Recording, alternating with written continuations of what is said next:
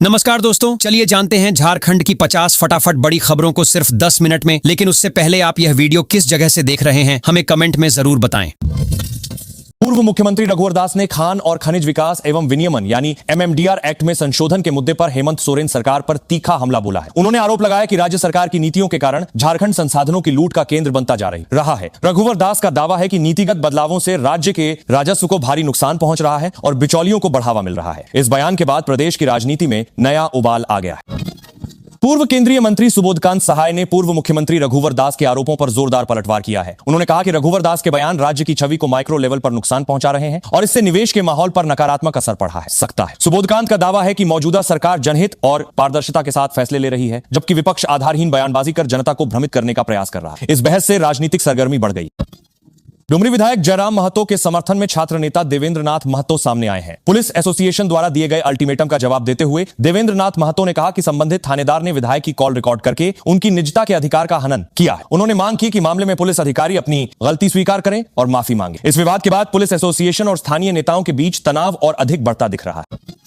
पूर्व सांसद शैलेंद्र महतो ने विधायक जयराम महतो के पक्ष में खुलकर बयान दिया है। उन्होंने कहा कि पूरा झारखंड जयराम महतो के संघर्ष और जनहित के मुद्दों के साथ मुस्तैदी से खड़ा रहेगा। शैलेंद्र महतो का मानना है कि जनता के अधिकारों के लिए आवाज उठाने वाले जनप्रतिनिधियों को दबाने की कोशिश सफल नहीं होगी। इस समर्थन के बाद क्षेत्रीय राजनीति में जयराम महतो का पक्ष और मजबूत होता नजर आ रहा है तथा समर्थकों का उत्साह भी काफी बढ़ गया है।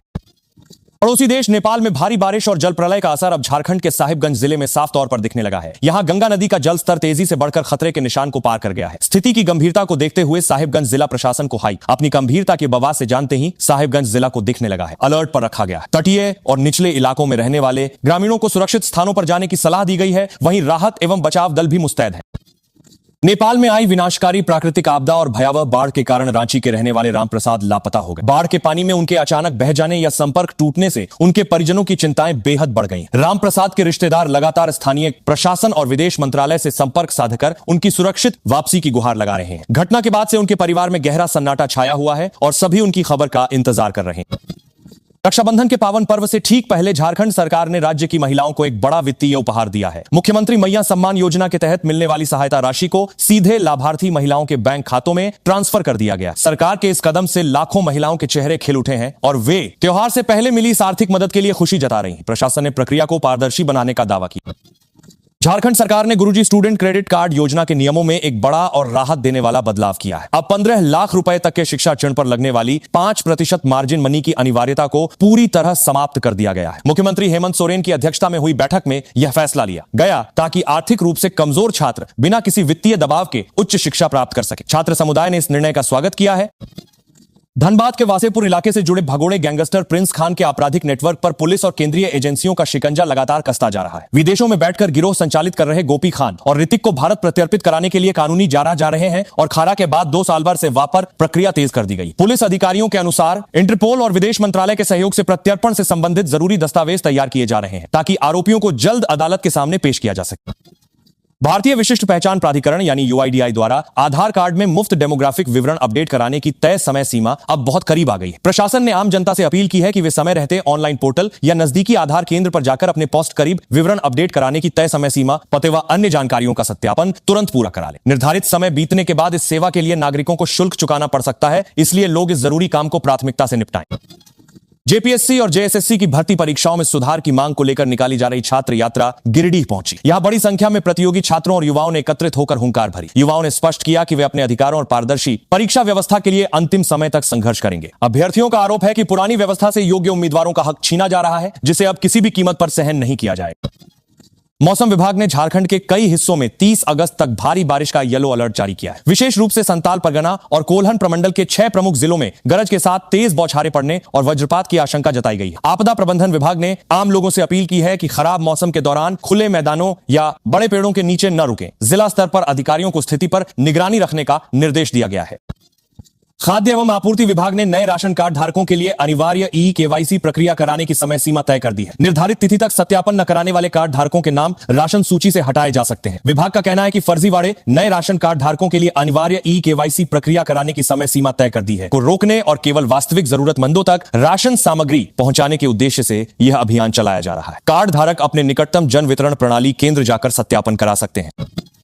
पीएम आवास योजना के लाभार्थियों को निशाना बनाने के लिए साइबर अपराधियों द्वारा भेजे जा रहे फर्जी एपीके फाइलों के प्रति पलामू जिला प्रशासन ने कड़ी चेतावनी जारी की है। अधिकारियों ने बताया कि ठग मोबाइल पर एपीके फाइल भेजकर लोगों का बैंक खाता और निजी डेटा हैक कर रहे हैं। जनता से अपील की गई है कि वे किसी भी अज्ञात लिंक या संदिग्ध फाइल पर क्लिक न करें तथा योजना से जुड़ी सही जानकारी केवल आधिकारिक सरकारी वेबसाइट से ही प्राप्त करें। आगामी त्योहारों से ठीक पहले सब्जी मंडियों में हरी सब्जियों और प्याज की कीमतों में आए उछाल से आम जनता का बजट बिगड़ गया है। जमशेदपुर और रांची की मुख्य मंडियों में आवक प्रभावित होने से सब्जियों के दाम में काफी तेजी देखी जा रही है। गृहिणियों का कहना है कि रोजमर्रा की जरूरी चीजों के महंगे होने से रसोई का खर्च संभालना मुश्किल हो रहा है। व्यापारियों का अनुमान है कि मौसम सामान्य होने तक कीमतों में हल्की राहत मिल सकती है। झारखंड के सरकारी कर्मचारियों को 1 सितंबर से पेंशन से जुड़ी प्रक्रियाओं में बड़ी राहत मिलने जा रही है। राज्य सरकार ने सेवानिवृत्ति के बाद पेंशन कागजातों के निपटारे की पूरी व्यवस्था को डिजिटल बनाने का फैसला किया है। इससे सेवानिवृत्ति कर्मियों को कार्यालयों के चक्कर काटने से मुक्ति मिलेगी और उनके आवेदन का निपटारा तय समय के भीतर पारदर्शी तरीके से हो सकेगा। कर्मचारी संगठनों ने सरकार के इस तकनीकी सुधार वाले फैसले की सराहना।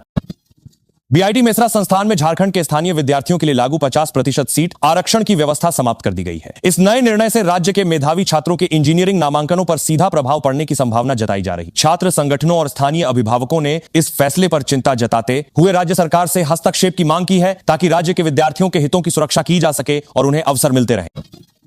कोल इंडिया लिमिटेड पर देश के प्रमुख शेयर बाजारों बीएसई और एनएसई ने बड़ी कार्रवाई करते हुए 25 लाख रुपए से अधिक का जुर्माना लगाया है। कंपनी के बोर्ड में स्वतंत्र निदेशकों की आवश्यक संख्या पूरी न होने और कॉर्पोरेट गवर्नेंस के नियमों का उल्लंघन करने के कारण यह पेनल्टी लगाई गई है। बाजार विशेषज्ञों का मानना है कि इस कदम से कंपनी की कार्यप्रणाली पर सवाल खड़े हुए हैं और प्रबंधन को जल्द से जल्द बोर्ड का पुनर्गठन करना होगा। ऑल झारखंड स्टूडेंट्स यूनियन यानी आजसू पार्टी ने राज्य सरकार की नीतियों और जनहित के मुद्दों पर विफलता का आरोप लगाते हुए मोर्चा खोल दिया है। पार्टी प्रवक्ताओं ने कहा कि वर्तमान सरकार रोजगार, कानून व्यवस्था और विकास के मोर्चे पर पूरी तरह पस्त साबित हुई है। आजसू ने राज्य भर में जन जागरूकता अभियान चलाने और सरकार की जनविरोधी नीतियों के खिलाफ सड़क से लेकर सदन तक आंदोलन तेज करने की चेतावनी दी है, जिससे राजनीतिक सरगर्मी बढ़ गई। धनबाद शहर के एक प्रतिष्ठित व्यापारी के घर हुई 55 लाख रुपए की सनसनीखेज चोरी का खुलासा करते हुए पुलिस ने शातिर नौकर को गिरफ्तार कर लिया है। जांच में सामने आया कि घर में काम करने वाले नौकर ने ही योजनाबद्ध तरीके से कीमती गहने और नकदी उड़ा ली थी। पुलिस ने आरोपी के पास से चोरी का अधिकांश सामान बरामद कर लिया है। इस घटना के बाद पुलिस ने शहरवासियों से अपने घरेलू सहायकों का पुलिस सत्यापन कराने का आग्रह किया है।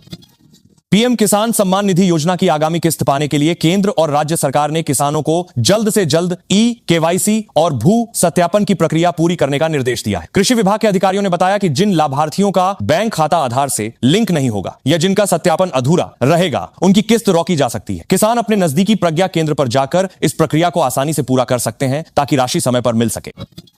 भारतीय शेयर बाजार में जारी भारी उतार चढ़ाव के बीच दिग्गज कंपनियों के शेयरों में मिला जुल्ला रुख देखने को मिल रहा है। बाजार विशेषज्ञों की सलाह है कि निवेशकों को इस समय जल्दबाजी में फैसले लेने के बजाय मजबूत फंडामेंटल वाले टिकाऊ स्टॉक्स पर नजर रखनी चाहिए। वैश्विक बाजारों से मिल रहे संकेतों और घरेलू आर्थिक आंकड़ों के आधार पर आने वाले दिनों में बाजार की दिशा तय होगी, इसलिए छोटे निवेशकों को सतर्कता के साथ निवेश करने की हिदायत दी गई है।